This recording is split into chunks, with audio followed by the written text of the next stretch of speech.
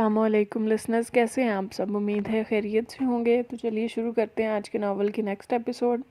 उम्मीद है आपको नावल अच्छा लग रहा होगा। कमेंट्स में अपनी फ़ीडबैक ज़रूर दिया कीजिए। वीडियो को लाइक और हमारे चैनल को ज़रूर सब्सक्राइब करें। बहुत शुक्रिया। दानियाल शाह को अपने तमाम बहन भाइयों की निस्बत शहर जाकर पढ़ने का बहुत शौक़ था, मगर बाप की ख्वाहिश थी कि पढ़ लिख कर वो वापस गाँव आकर अपनी ज़मीनों को संभाल ले। इनके यहाँ वट्टे सट्टे के रिश्ते कायम किए जाते थे, जबकि दानियाल इसके सख्त खिलाफ था। इसके बड़े भाई की बीवी ज़रवशा शाह की बहन दानियाल की मंग थी। वो इन दोनों बहनों यानी सुभान शाह की दोनों बेटियां समिया और दीना ज़रवा शाह के भाइयों की बीवियां थीं। दो लड़कियां इनके ख़ानदानों की इधर थीं और दो ही लड़कियां इनके ख़ानदान की सुभान शाह के ख़ानदान का हिस्सा बनी थीं। एक तो बन चुकी थी। दानियाल की पढ़ाई ख़त्म होते ही ज़रवा की बहन ने भी इसी सुभान शाह की हवेली का हिस्सा बनना था, मगर किस्मत में कुछ और ही लिखा था। दानियाल को अपनी यूनिवर्सिटी फ़ेलो सबूर पसंद आ गई। इसके वालदैन नहीं थे। वो अपने चचा के पास रहती थी। चचा और चची इतने अच्छे नहीं थे। सबूर इस कैद खाने से किसी भी सूरत निकलना चाहती थी। दानियाल के प्रपोज़ल ने इसकी रिहाई का काम किया।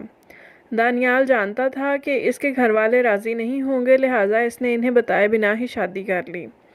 सबूर के चचा चची को इससे गर्ज नहीं थी कि लड़के के घर वाले क्यों आमादा नहीं। इनके सर से तो एक बोझ उतर रहा था। उन्होंने सादगी से इसका निकाह दानियाल से करके इसे घर से रुखसत किया। कुछ दिन तो दानियाल और सबूर दुनिया भुलाए एक दूसरे में गुम रहे। फिर जैसे ही हालात का अंदाज़ा हुआ, दानियाल इसे लेकर हवेली आया और वहाँ तो जैसे एक भूचाल आ गया था। तुमने इतनी जुर्रत कैसे की कि तुम इस बात से बेखबर हो कि तुम्हारा रिश्ता पहले ही ज़रवा की बहन से तय है। तुम्हारी बहनें इस घर में हैं। तुमने ये सोच भी कैसे लिया इन सब की ज़िंदगियों पर कितना असर पड़ेगा। दानियाल जिस वक्त सबूर के साथ अपनी आबाई हवेली आया, वहाँ तो जैसे एक तूफ़ान आ गया। सुभान शाह की घन गरज पूरी हवेली सुन रही थी। रोना पीटना शुरू हो गया था। ज़रवा की शर्बार निगाहें सबूर के चेहरे पर थीं, जो एक कोने में मुजरिमों की तरह खड़ी हुई थी। दानियाल भी सर झुकाए सुभान शाह के सामने खड़ा था। बाबा प्लीज़, ये बचपन की मंगनी वगैरह ये सब पुरानी बातें हैं, मैं नहीं मानता। इस तरह से आपकी इजाज़त के बगैर शादी करके मैंने गलती की है, मगर सबूर बहुत अच्छी है। आप लोग इसे एक मौका तो दें। मुझे यकीन है कि वो आप लोगों को कभी मायूस नहीं करेगी। वरीशा बहुत अच्छी है। ख़ानदान में और भी बहुत से अच्छे लोग हैं। उम्मीद है इसका रिश्ता। बस दानियाल इसकी बात अभी पूरी नहीं हुई थी कि सुभान शाह ने गूंजदार आवाज़ ने इसे चुप करवाया था। 2 किताबें पढ़कर तुम हमें पढ़ाने की कोशिश मत करो। अब तुम हमें सिखाओगे कि हमने इस ख़ानदान को कैसे चलाना है। जो रिवायतें हमारे बड़ों ने बिना बना दी हैं, अब इन्हें तुम चैलेंज करोगे। इसीलिए तुम्हें पढ़ने भेजा था क्या ये गुल खिला कर आओ। और ये लड़की, इन्होंने सबूर की जानिब इशारा किया, ये जितनी अच्छी है वो हमें अभी से अंदाज़ा हो गया है, लड़कों को अपनी अदाओं से लुभाने वाली। प्लीज़ बाबा। सुभान शाह की बात को दानियाल ने की गुस्सीली आवाज़ ने काट दिया। इनकी गुस्सीली निगाहें दानियाल के चेहरे की जानिब उठीं। मैं किसी को यह हक नहीं दूंगा कि मेरी बीवी की पारसाई पर कोई उंगली उठाए, और उठने वाली उंगली मेरे बाप, चाहे वो उठने वाली उंगली मेरे बाप की ही क्यों ना हो। तुम्हारी हिम्मत के एक आवारा लड़की के लिए अपने बाप से इस लहजे में बात करोगे। इनकी हैरानी कम होने का नाम नहीं ले रही थी। मैं सिर्फ ये चाहता हूँ कि मेरी बीवी शरीफ है, और ये मेरी ज़िम्मेदारी है कि इसके बारे में हर गलत लफ्ज़ निकालने वाले शख्स को रोकूं। इसका तहफ़्फ़ुज़ और इज़्ज़त करवाना मेरी ज़िम्मेदारी है। बहरहाल मैं कोई गुनाह नहीं किया जिसके लिए मैं अपनी बीवी की बेइज्जती करवाऊँ। मैंने इसे अपने निकाह में लिया है, एक हलाल रिश्ता बनाया है इसके साथ। आपसे मैं माफ़ी मांगता रहूँगा कि बहरहाल मुझे आपकी इजाज़त लेनी चाहिए थी। इसके लिए मैं बार बार आपके सामने आऊँगा माफ़ी के लिए, मगर अपनी बीवी की तज़लील मैं किसी सूरत बर्दाश्त नहीं करूँगा। इसके अटल लहजे ने सुभान शाह के गुस्से को और भी बढ़ावा दिया। तो ठीक है, अगर तुम्हारे नज़दीक ये सब ठीक है तो आज और अभी मैं तुम्हें आग करता हूँ। इनकी लाल भभूका आंखें दानियाल के चेहरे पर गड़ी थीं। मुझे इस दौलत और शान शौकत का लालच भी कभी नहीं रहा और ना ही मेरी बीवी को है। मुझे सिर्फ आपसे माफ़ी की ख्वाहिश थी। यकीनन अभी नहीं मिल सकती, मगर मैं बार बार यहाँ आऊँगा जब तक आप लोग मुझे माफ़ नहीं कर देते। दानियाल ने बात ख़त्म करते सबूर का हाथ थामा वापसी के लिए कदम बढ़ाए। दानियाल सबूर को लेकर वापस शहर आ गया। दोनों ने नौकरी शुरू कर दी। दिन रात का चक्कर यूं ही चलता रहा। दानियाल शाह हर हफ्ते हवेली जाता, माफ़ी मांगता, मगर इनके दिल जैसे पत्थर के हो गए थे। कुछ अर्सा तो उन्होंने बहनों की बात ना की, मगर फिर वो भाई के साथ ठीक हो गई। बहनों ने भाई से बात ना की, मगर फिर वो भाई के साथ ठीक हो गई। मगर बिलाल शाह और जरवा शाह दानियाल को देखने के भी रवादार ना थे। मगर दानियाल ने भी हार ना मानी। इसी में 1 साल का अरसा निकल गया और दानियाल और जरवा के यहाँ निशु की दानियाल और सबूर के यहाँ निशु की आमद हुई। हवेली जाकर दानियाल ने ये खबर भी सुनाई, मगर वहाँ किसी का दिल इसके लिए ना पिघला। मज़ीद 1 साल का अरसा इसी गम में गुजर गया और दानियाल की सेहत इसी फिक्र में घुलने लगी। दानियाल, एक बात कहूँ, इस दिन भी दानियाल हवेली से वापस आकर परेशान सोच में बैठा था। सबूर इसके हर दुख दर्द से वाकिफ़ थी। दानियाल के करीब आकर बैठी इसने दानियाल को परेशान कुन सोचों से बाहर निकाला। कहो, दानियाल ने आहिस्तगी से कहा। आप अपनी इसी कज़न से शादी कर लें और मुझे छोड़ दें। सबूर हाथ मसलते जिस तकलीफ़ से ये सब कह रही थी, ये सिर्फ वही जानती थी। पागल हो गई हो, आप ऐसा कभी भी नहीं हो सकता। मैंने ये शादी आपको छोड़ने के लिए नहीं की थी। अभी मैं इतना मजबूत हूँ कि सब सह सकूँ। आप परेशान ना हो, बाबा हैं, कितनी देर मुंह मोड़ेंगे। माँ इसकी बहुत अरसा पहले ही दुनिया छोड़ चुकी थी। बस सुभान शाह थे जिनका गुस्सा कम होने का नाम नहीं ले रहा था। मेरी वजह से आपको कितनी तकलीफ़ें सहनी पड़ेंगी। बिलाखिर आंसू इसकी पलकों की बात तोड़कर बाहर आ गए। कुछ नहीं होगा यार, ऐसे नहीं करें। आप तो मेरी हिम्मत हो। आपको देखता हूँ तो नए सिरे से ताज़ा दम होकर इनके सामने खड़ा होता हूँ। देखना, अगली मर्तबा इस अपनी शहज़ादी को साथ लेकर जाऊंगा। मुझे उम्मीद है कि इसकी परियों सी शक्ल देखकर वो सारी नाराज़गी भुला देंगे। दानियाल ने इसके आंसू पोंछते हुए कहा। मगर क्या खबर थी कि 1.5 बरस की निशु को दानियाल वहाँ ले जा ही नहीं पाएगा। अपने मुंतशिर जहन के साथ वो एक दिन सड़क पार कर रहे थे कि सामने से आते ट्राले ने इन्हें कुचल दिया। सबूर की तो दुनिया अंधेर हो गई। रेस्क्यू वैन पर दानियाल को हॉस्पिटल पहुंचाया गया। इसकी शनाख्ती कार्ड और ऑफिस के कार्ड से इन्होंने बारी बारी निशु और फिर हवेली में इतला दी। सबूर और फिर हवेली में इतला दी। हवेली में कोहराम बर्पा हो गया। आनन फानन सब अस्पताल पहुंचे। दुनिया की नज़र में अच्छा बनने के लिए सुभान शाह निशु और सबूर को भी अपने साथ ले गए। दानियाल की मौत के कुछ अरसे बाद ही सब ने सबूर को नौकरानी से बढ़कर कोई दर्जा न दिया। न जाने कैसे, मगर एक दिन सुभान शाह ने सबूर, बिलाल शाह और जरवा से कहकर निशु को जजलान की मंग बना दिया। जरवा को यह रिश्ता किसी तरह काबिल कबूल नहीं था। वो तो सबूर को ही मुश्किल से बर्दाश्त करती, कहाँ इसकी बेटी। इन्हीं दिनों बिलाल शाह ने किसी कोठे वाली से दूसरी शादी कर ली। जरवा शाह अभी सबूर को बर्दाश्त करने वाले सदमे से नहीं निकली थी कि एक और सदमा मिल गया। इनका तो दिमाग बिल्कुल ही उलट गया। मैं अब इस औरत और इसकी बेटी को बर्दाश्त नहीं कर सकती। वो सुभान शाह के सामने बैठी तल्खी से बोली। मनहूस है वो, आपके बेटे को खा गई, मेरी ज़िंदगी में अजाब ले आई। कल को इसकी बेटी और ये जायदाद पर अपना राज करें और इस जायदाद पर ही राज करेंगी। क्या फ़ायदा हुआ आपको दानियाल को इतना अरसा खुद से दूर रखने का। जिनके लिए दूर रखा वो तो यहाँ पर खुशबाश ज़िंदगी गुजार रहे हैं। वो अच्छी तरह सुभान शाह का ब्रेन वॉश कर रही थी। तो क्या करूं इस बदजात का, उन्होंने गुस्से से कहा। मार डालें। सफाक लहजे ने बाहर खड़ी सबूर को खौफजदा कर दिया। इसकी बेटी को मार डालें और इसको भी निकाल बाहर करें।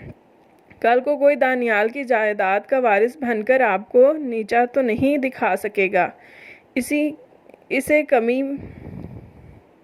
ऐसे कमी लोगों में हम अपनी जायदाद दे दें जिनके आगे पीछे कोई नहीं। एक छोटे से घटिया घराने की लड़की क्या आपको ज़ेब देता है कि आप इसको इस काबिल भी जानें कि हमारे घर में रहे, ऐश करने को? ये सब शान शौकत हमारी और इस पर दावेदार ये गैर बन जाएं। वो अपने अंदर की खौलन निकाल रही थी। सही कह रही हो, मरवा दो इसकी बेटी को। सुभान शाह की जहर में डूबी हुई आवाज़ जरवा को सुनाई दी। सबूर उल्टे कदमों वापस अपने कमरे में आई। कमरा क्या था? एक स्टोर था जहाँ जगह जगह पर पुराना सामान बिखरा पड़ा था, जिसके दरमियान एक चारपाई रखकर इन माँ बेटी को रहने की इजाज़त दी गई थी। सबूर ने इसी रात सबके सोने के बाद निशु को उठाया और इस सर्द रात में वो हवेली हमेशा हमेशा के लिए छोड़ आई थी। वहाँ से निकलकर रास्ते में जजलान के बार बार इसरार पर सबूर को इस रात वहाँ से निकलने की वजह बतानी पड़ी। जजलान को यकीन नहीं आ रहा था कि इसकी माँ इस कदर शफाक भी हो सकती हैं। बाकी का तमाम रास्ता तीनों ने अपनी अपनी सोचों में गुम होकर गुजारा। जजलान का घर क्या था? पूरा महल था। इसने पहले ही फ़ोन करके नौकरों को कमरे साफ़ करने का हुक्म दे दिया था। घर आते ही इसने एक कमरा सबूर को दिया ताकि वो रास्ते की थकन उतार सकें। रास्ते से ही उन्होंने खाना खा लिया था। घर पहुंचते पहुंचते इन्हें रात हो चुकी थी। सबूर के कमरे में जाते ही जजलान इसकी जानिब आया, जो लाउंज की दीवार पर आरस्ता पेंटिंग देखने में मगन थी। आप मेरे कमरे को शर्फ बख्शेंगी या आपके लिए अलग कमरे का इंतज़ाम करूं? पिछले कई दिनों से वो दोनों हवेली में एक ही कमरा शेयर कर रहे थे। जजलान को अब इसके साथ की आदत हो गई थी। एक आस के लिए इसने पूछा, आपके ही रूम में रह लूँगी? निशु ने रुख मोड़े ही जवाब दिया, मोस्ट वेलकम डियर। जजलान ने खुशगवार हैरत से इसकी पुश्त देखते हुए कहा। निशु ने मुड़कर इसकी जानिब देखा। अना इसकी तकलीद की। क्या मैं जान सकता हूँ कि अचानक ये एहसान किस खुशी में? जजलान देख रहा था कि वो जजलान से अब तल्ख रवैये रखे हुए नहीं है। कमरे में आकर बेड पर इसके हमरा बैठते जजलान ने सवाल किया, इसलिए कि मैं पहले ये समझ रही थी कि आप सब हकीकत से वाकिफ़ हैं और जानबूझकर ये शादी की है मुझसे इंतकाम लेने के लिए, मगर कल से अब तक ये अंदाज़ा हुआ है कि आपको तो बहुत सी हकीकतों से अनजान थे और बेकसूर लोगों के लिए मैं कोई कदूरत नहीं रखती। इसके साफगोई से कहने पर जजलान के होंठों पर मुस्कुराहट बिखरी। और इस बेकसूर बंदे पर मज़ीद एहसान करने का सिलसिला कहाँ तक चलेगा और इस सिलसिले की इंतहा क्या होगी? जजलान के ज़ुमानी बात पर इसका चेहरा सुर्ख हुआ। अभी इतना एहसान ही काफ़ी है कि मैं यहाँ हूँ। निशु ने फ़ौरन अपना खौल में सिमटते मुस्कुराहट छुपाते संजीदगी खुद पर तारी करते हुए कहा।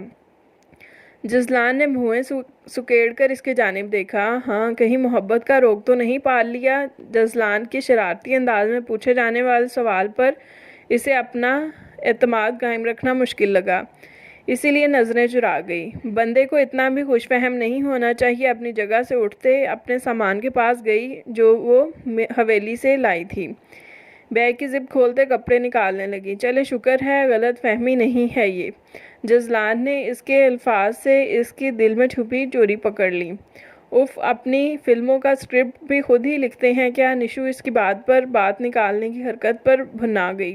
हाँ हाँ हाँ, आप कहती हैं तो वो भी कर लूँगा। एक लव स्टोरी तो शुरू कर ली है। जजलान का लहजा मुसलसल शरारत लिए हुए था। निशु इसे घूरी डालकर वॉशरूम में कपड़े चेंज करने और वज़ू करने चली गई। कब तक छुपेंगी? जजलान इसके तसव्वुर से मुखातिब हुआ। एक इत्मीनान था कि निशु का रवैया कम अज़ कम इसके साथ बेहतर हो गया है। जजलान का जहन हल्का फुल्का हो गया था। अगले दिन वो सबसे पहले अपने एक दोस्त तलहा के पास गया जो कि वकील था। यार, तुम अपने ही दादा पर केस करवाओगे? वो सारी बात सुनकर हिचकिचाया। मेरी बात मेरे दादा की और मेरी बीवी की नहीं, बात हक की है। जब अपने जानबूझकर गुनाह कर रहे हैं तो इनका साथ देने की बजाय इन्हें राह रास्त पर लाने की कोशिश करनी चाहिए। जब वो बातों से ना माने तो अमल से इन्हें एहसास दिलाना पड़ता है कि वो गलत कर रहे हैं। मैं जानते बूझते इतना बुरा किसी के साथ नहीं कर सकता। उन्होंने अगर आंखें बंद कर ली हैं तो इसका ये मतलब ये नहीं है कि मैं सिर्फ ये सोचकर आंखें बंद कर लूँ कि वो बड़े हैं। मैंने इन्हें समझाया, अब जब वो नहीं मान रहे तो मैं इस सब को ऐसे नहीं छोड़ सकता। मैं पहले बहुत ही गुनाहगार हूँ, मज़ीद गुनाहगार नहीं बनना चाहता। अब तक मेरे गुनाहों का दायरा मेरी ज़ात तक था, जिसमें शायद अल्लाह मुझे माफ़ कर दे, मगर अब ये दायरा अल्लाह की मखलूक तक बढ़ गया है और इसकी कहीं कोई छूट नहीं। जज़लान के जवाब ने तलहा को बेहद हैरान किया। वो जज़लान से ऐसी बात की उम्मीद नहीं रखता था। इसने केस तैयार करने की हामी भर ली। कॉफ़ी पीने चलें। अभी वो लोग खाना खाकर फारिग हुए ही थे कि जज़लान ने निशू और सबूर को बाहर चलने का कहा। भाई तुम दोनों जाओ, मैं तो अब सोऊंगी भी, तहज्जुद के टाइम पर उठा नहीं जाएगा। शब बखैर। सबूर अपने कमरे की जानिब जाते हुए बोली। और आप जज़लान की जिगर जिगर करती नज़रों का रुख निशू की जानिब हुआ। हाय, इतनी ठंड में बाहर जाकर कॉफ़ी पियेंगे? निशू ने मुंह बनाते कहा। आपके लिए मैं जून का मौसम तो बाहर करवाने से रहा और मेरी अक्लमंद बेगम कॉफ़ी सर्दियों में ही पीते हैं। जज़लान इसकी बात सुनकर बदमज़ा हुआ। ओके, लेकिन जल्दी वापस आएंगे, निशू ने मानते हुए कहा। शुक्र, चलें देखते हैं। निशू का हाथ पकड़ते इसे अपने साथ घसीटते हुए वो बोला। देखते नहीं है, निशू ने इसे तंबीह की। गाड़ी ड्राइव करते भी इसका सारा ध्यान ब्लैक जीन्स पर, बॉटल ग्रीन शर्ट पर ब्लैक ही कोट पहने और ग्रीन कलर का स्कार्फ सर पर लपेटे निशू की जानिब था। वो एक अच्छे और साफ दिल की लड़की थी। निशू की ये कुछ खसूसियात इन्हीं दिनों जज़लान पर खुली थीं। दिल में कोई बात नहीं रखती थी, जो बात होती मुंह पर कह देती। हाँ, मगर सोचने समझने बिना बोलने की आदत थी। जिस रफ्तार से आप गाड़ी चला रहे हैं, इस हिसाब से हम अगले एक हफ्ते तक कॉफ़ी शॉप पर नहीं पहुंचेंगे। निशू ने इसकी रफ्तार पर लतीफ़ सा तंज किया। हा हा हा डियर, इसे लॉन्ग ड्राइव कहते हैं। जज़लान ने इसके तंज का मज़ा लिया। लॉन्ग नहीं, सुस्त तरीन ड्राइव, निशू ने लुकमा दिया। सर्दियों की रातों में एक खूबसूरत सी लड़की के हमराही में भी मैं तेज़ रफ्तारी जैसी हमाकत करूं तो मुझ जैसा घामड़ इस पूरी दुनिया में नहीं होगा। जज़लान ने अपनी जज्बे लुटाती नज़रों को इसके सभी चेहरे पर डाला। सच्ची में, हालांकि किसी ने बड़े वसूख से कहा था कि मेरा तो कोई एक भी नक्श तारीफ़ के काबिल नहीं। निशू ने जज़लान को जिस बात का हवाला दिया, जज़लान इसे भूल भी चुका था, मगर अब पूरी जुज़ियात से वो लड़ाई याद आई थी। तब मैंने आपको गौर से और पास से देखा नहीं था। जज़लान ने मुस्कुराहट दबाते निशू के नाराज़ चेहरे को देखा। और फिर ये इंकशाफ कब हुआ कि मैं खूबसूरत हूँ? निशू ने नाराज़गी से ही पूछा। जब जहाज़ में एक दबंग लड़की को खौफ से आंखें मींचे देखा, जब खून के कतरों से भरे चेहरे को अपने सीने में छुपा कर रोते देखा, और जब बिंदिया लगाए किसी को हंसते देखा। निशू को अंदाज़ा नहीं था इसके सादा से सवाल का जवाब जज़लान इतनी मोहब्बत भरे अंदाज में देगा। निशू को अपने दिल की धड़कनें बेतरतीब होती महसूस हुईं। एक बात पूछूं? वो दोनों इस वक्त कॉफ़ी के कप हाथ में लिए तारीख और सुनसान सड़क पर चल रहे थे। ये आइडिया भी जज़लान का था। कॉफ़ी शॉप से कॉफ़ी लेते वो निशू को एक ऐसी सुनसान सड़क पर ले आया था जहाँ वो अक्सर पहले भी आता रहता था। निशू ने पहली मर्तबा इसकी तख्लीकी सलाहियत को सराहा। साथ साथ चलते वो कॉफ़ी के सिप ले रहे थे। 100 बातें पूछें डियर। जज़लान का नरम लहजा निशू को बहुत भला लगा था। आपके बारे में मैंने ना सिर्फ बहुत से स्कैंडल्स सुने हैं और बहुत सी लड़कियों के साथ आपको क्लब्स और पार्टीज़ में भी देखा है। क्या ये सब सिर्फ दोस्ती की हद तक था, या? निशू को जो बात इतने दिनों से परेशान कर रही थी वो इस वक्त पूछे बिना न रह सकी। जज़लान के होंठों पर बड़ी खूबसूरत सी मुस्कुराहट ठहर गई। एकदम वो 2 कदम इससे आगे चलकर इसका रास्ता रोक गया। निशू बर वक्त ब्रेक न लगाती तो टकराना तो था ही, कॉफ़ी भी जज़लान पर जा गिरती। रुककर इसने खश्मगीन नज़रों से जज़लान को देखा। मुझे क्यों ऐसे महसूस हो रहा है? कोई बहुत शिद्दत से मेरे बारे में सोचने लग गया है। मेरे दोस्त कहते हैं मेरी छठी हिस्स बहुत तेज़ है। आप बताएं, क्या वाकई ऐसा है? जज़लान की शरारती नज़रों ने इसकी पलकें लरज़ा दी थीं। बिल्कुल ख़राब छठी हिस्सा है। मैं एक्चुअली अपनी जॉब को फिर से ज्वाइन करने का सोच रही हूँ, सो मैंने सोचा आपका इंटरव्यू कर लूँ। जाते ही धमाका करूँगी कि जो बंदा बहुत कम लोगों को इंटरव्यू देता है, मेरे पास इसकी ज़िंदगी के मुतालिक बहुत सी हकीकतें ऐसी हैं जिनका किसी को नहीं पता। कितना मज़ा आएगा ना, मेरे बॉस बहुत खुश होंगे। निशु ने जिस तरीके से बात को घुमाया था, जजलान सराहे बगैर न रह सका। सही सुना था इसके बारे में कि वो बहुत ख़तरनाक और टैलेंटेड सहाफ़ी थी। जजलान वापस फिर से अपनी जगह पर आया और चलना शुरू कर दिया। अव्वल तो ये कि आप दोबारा से जॉब बिल्कुल भी नहीं करेंगी, और दूसरी बात ये कि झूठ के पाँव नहीं होते। जजलान की बात का मतलब समझते इसने अपनी बेसाख्ता उमड़ने वाली मुस्कुराहट कॉफ़ी का सिप लेते छुपाई। निशु, मैंने औरत की कभी तजलील नहीं की और ना इसे टिश्यू पेपर की तरह इस्तेमाल किया है। इनफैक्ट मैं बहुत छोटी उम्र से ही शहर आकर पढ़ने लग गया था। जब नौजवानी की उम्र में पहुंचा तो लड़कियां खुद ब खुद मेरी जानिब बढ़ीं। मैं कभी किसी लड़की की जानिब नहीं बढ़ा। मैंने अभी तक अपने सर्कल के सब वो लड़कियां देखी हैं जो कि खुद को अर्जा करना कोई मानी नहीं रखता था। मैं आपको एक हकीकत बताऊं, लड़कियां मुझे खुद दोस्ती से आगे बढ़ने की ख्वाहिश का इजहार करती थीं, मगर न जाने क्यों मैं कभी इस हद तक खुद ही नहीं किया। मुझे कभी औरत के वजूद की हवस रही ही नहीं। हाँ, बस दोस्ती तक ठीक था। इसलिए मैंने इस रात आपको जब दोस्ती की ऑफ़र की तो वो इसी तनाजुर में की थी कि आप भी कबूल कर लेंगी। जब आपने इनकार किया तो मैंने जाना कि लड़कियों की एक किस्म ये भी है जिसके लिए मर्द में कोई अट्रैक्शन नहीं है। अब तो जिनसे दोस्ती थी वो भी नहीं रही। जजलान ने इसके चेहरे को देखा जिस पर न जाने क्यों मगर इत्मीनान बिखरा हुआ था। क्यों वो बेख्तियार पूछ बैठी। आप वाकई अनजान हैं। जजलान ने गहरी निगाहों से इसे देखा। आप ड्रिंक भी करते हैं? निशु ने इसके सवाल को नज़रअंदाज करके एक और सवाल पूछा। करता था, मगर चाची ने अपनी कसम दी तो वो भी छोड़ दी। वैसे मुझे लगता है कि मेरी ज़िंदगी में अब आने वाली 2 औरतों ने मुझे अच्छा मुसलमान बनाकर ही छोड़ना है। जजलान ने कॉफ़ी ख़त्म करते हाथ पीछे बांधते सर को हल्का सा झुकाए कहा। किन दो ने? जजलान जानता था कि फौरी यही सवाल आएगा।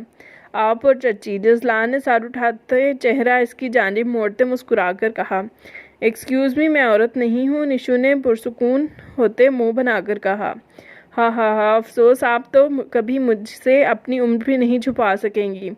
कज़न्स मैरिजेस का यही नुकसान होता है। जजलान ने इसके चिढ़ने को किसी खातिर में न लाते हुए कहका लगाते इसे और चिढ़ाया।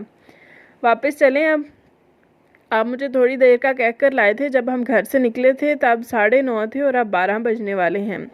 निशु ने अपनी घड़ी देखते नाराज़ नज़र इस पर डालते हुए कहा। आज तो इतने इंकशाफात हो रहे हैं कि दिल ही नहीं कर रहा घर जाने को। जजलान के ज़ुमानी बात पर निशु ने नज़रें फिर इधर उधर दौड़ाईं। अब अगर आप नहीं गए तो मैं आपको यहीं छोड़कर खुद ड्राइव करके चली जाऊंगी। निशु ने इसे धमकी दी।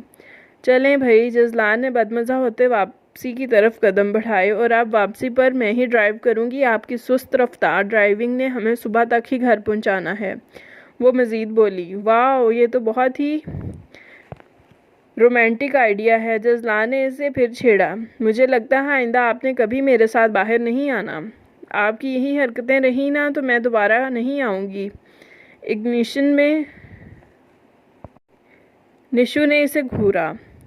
बीवी से बेहतर गर्लफ्रेंड्स ही होती हैं, रोब में तो रहती हैं। जजलान की बात पर वो अपनी बेसाख्ता मुस्कुराहट नहीं रोक पाई।